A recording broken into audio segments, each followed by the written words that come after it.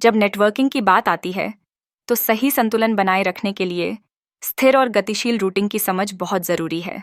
Floating static roots उन roots में से एक हैं जो एक निश्चित गंतव्य को निर्देशित करने के लिए उपयोग किए जाते हैं, लेकिन यह ऐसे रूट्स होते हैं जो डायनामिक रूट्स की तुलना में कम प्राथमिकता रखते हैं। इन रूट्स का एक प्रमुख फायदा यह है कि जब मुख्य रूट या डायनामिक रूट्स काम करना बंद कर देते हैं तो यह स्टैटिक रूट्स स्वतः कनेक्टिविटी बहाल कर लेते हैं। फ्लोटिंग स्टैटिक रूट्स का इस्तेमाल तब होता है जब आप चाहते हैं कि नेटवर्क में डायलर इंटरफेस केवल उस समय एक्टिव हो जब प्राथमिक रूट काम करना बंद कर दे।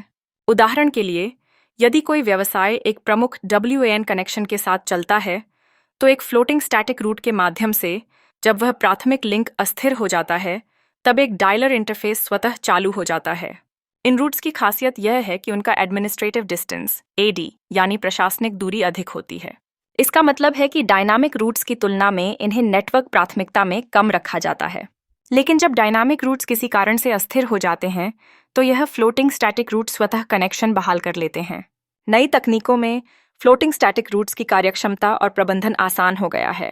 जैसे नए iOS संस्करणों में डायग्नोस्टिक टूल्स पहले से बेहतर हैं, जो रूट विफलता को अधिक प्रभावी तरीके से ट्रैक करने में मदद करते हैं।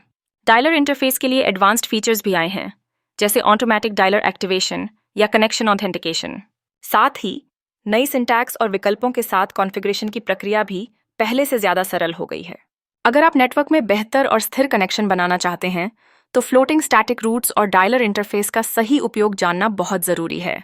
यह तकनीक नेटवर्क को लचीला और सुरक्षित बनाए रखने में मदद करती है ताकि नेटवर्क की कनेक्टिविटी जब चाहें स्वतः बहाल हो सके।